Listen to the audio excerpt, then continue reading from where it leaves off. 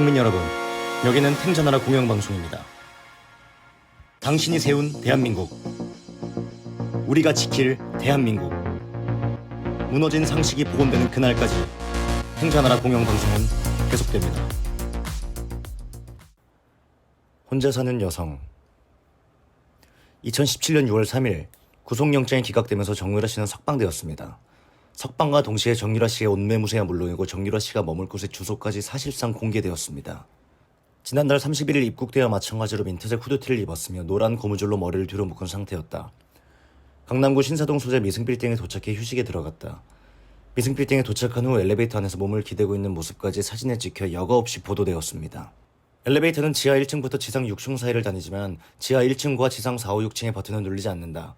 계단 출입구는 4층부터 잠그고 있어 출입이 불가능하다. 정 씨는 전날 집으로 들어갈 때 엘리베이터를 타고 올라갔다. 정 씨가 집 안으로 들어가고 난 후부터 버튼이 눌리지 않고 있다.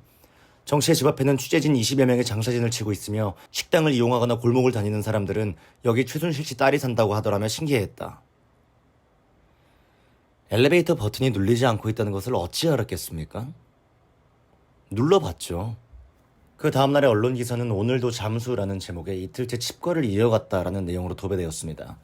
이런 것도 있습니다. 오전 9시 40분 장난감, 옷, 가공식품 등이 담긴 상자가 덴마크에서 국제 특급 우편으로 미승빌딩에 배달됐다.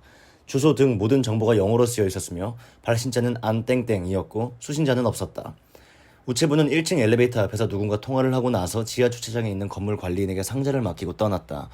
최 씨 앞으로 강남구청, 은행, 카드사 등에서 보낸 우편물도 속속 도착해 텅 빈 1층 경비실 앞에 쌓였다.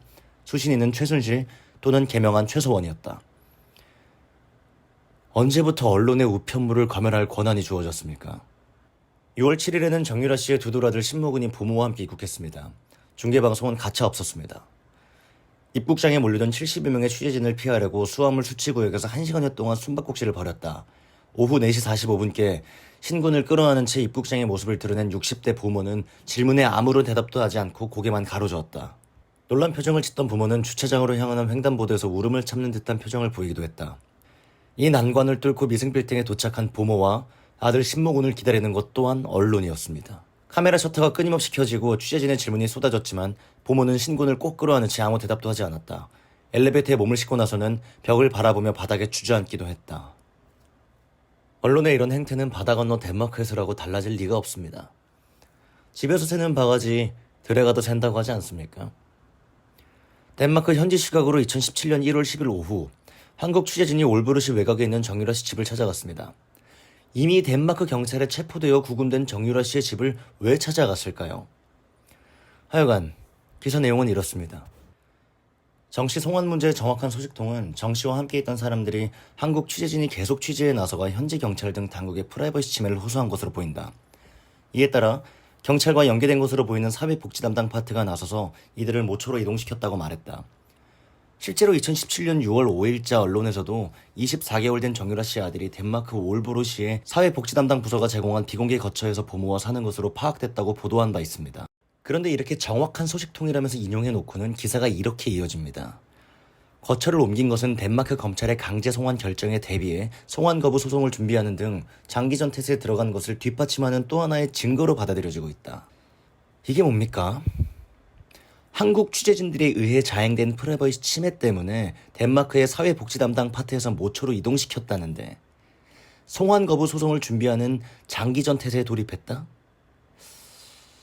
말이든 방구든 상당히 냄새가 지독하네요. 하지만 정유라 씨를 둘러싼 언론의 이러한 행태를 두고 그 누구도 스토킹이라던가 조리돌림이라고 하지 않았습니다. 그런데 조국 씨는 확실히 보는 관점이 달랐습니다. 자신의 페이스북에 이런 글을 올렸습니다. 스토킹에 가까운 언론 보도와 사회적 조리돌림이 재개된 느낌입니다. 이에 대해서는 법적 조치를 가하지 않을 수 없습니다. 제 딸, 시민의 한 사람으로서 최소한의 인권을 보장받을 수 있기를 소망합니다. 시작은 2019년 9월의 일로 보입니다. 2019년 9월 2일 당시 법무부 장관 후보자였던 조국 씨가 기자 간담회를 열었습니다. 그 자리에서 조국 씨는 딸아이 혼자 사는 집 앞 야밤엔 가지 말아달라라며 저희 아이가 벌벌 떨며 안에 있다라고 했습니다. 그리고 1년 남짓 지난 2020년 8월 10일 조국 씨는 페이스북을 통해 자신의 딸인 조민 씨가 2명의 기자를 형법 제319조 주거침입죄 및 262조 폭행치상죄로 경찰에 고소하였다는 사실을 밝혔습니다. 고소에 앞서 조국 씨는 이들은 주차하고 문을 열고 내리는 딸에게 돌진해 딸 다리가 문에 끼어 피가 나고 멍이 들게 만들었다. 사과는커녕 딸 영상을 찍고 현장을 떠났다. 당시 경황이 없어 손해배상이나 접근 금지 명령을 청구하지 못했다.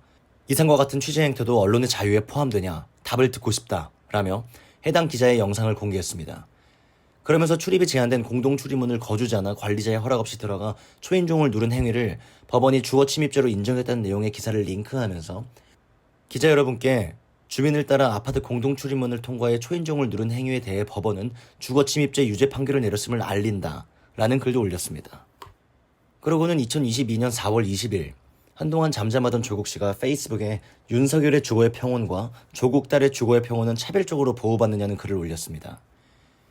2020년 8월 25일 윤석열 당시 검찰총장이 사는 아파트를 찾아가 취재를 시도한 유튜브 채널 서울의 소리 기자에 대해서는 신속히 주거침입죄로 기소했고 벌금형까지 선고받았는데 자신의 딸이 살던 오피스텔 공동 현관문을 무단으로 통과해 딸의 방을 두드리고 초인종을 누른 TV조선 기자 2명의 경우 경찰이 2020년 11월 기소 의견으로 검찰에 송치했는데 감감무소식이라는 것이지요.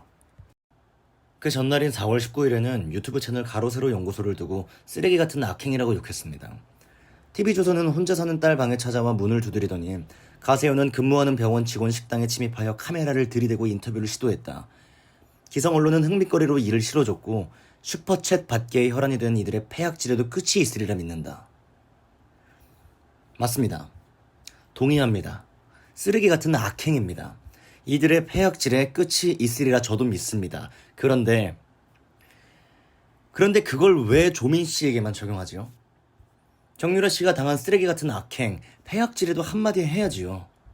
조국 씨는 자신의 딸이 기자들을 고소한 것은 과잉 취재에 대하여 주의를 환기하고 경고를 주기 위해서만이 아니라고 했습니다.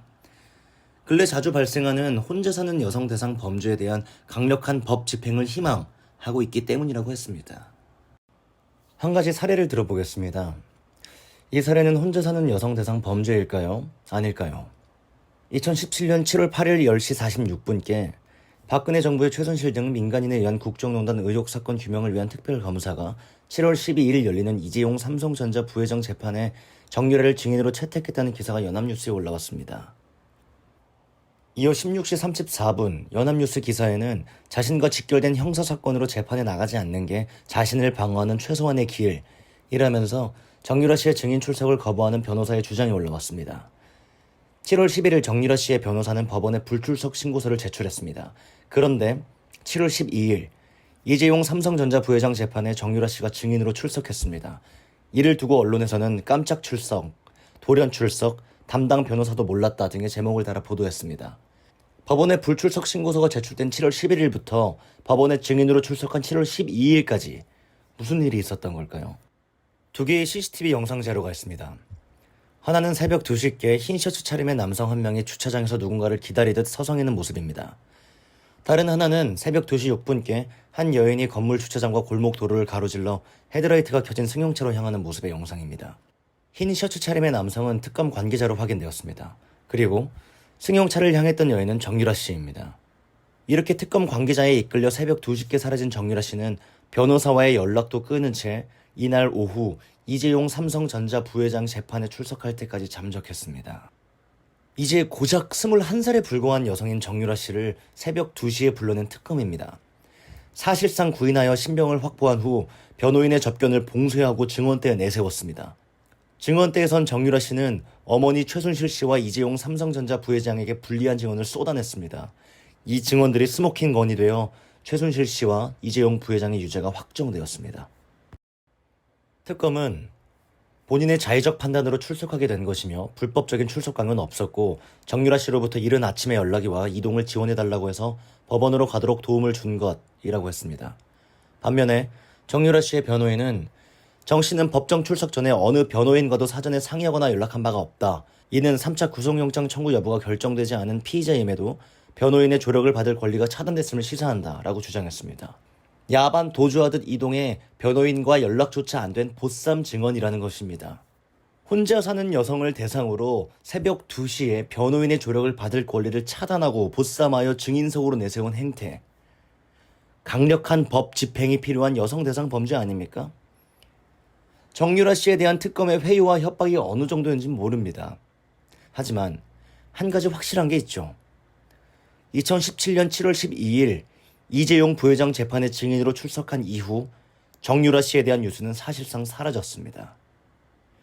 그리고는 소리 소문도 없이 국정농단 사태의 시작점이자 종착점이라던 정유라 씨 사건은 기소유예로 종결 처리되었습니다.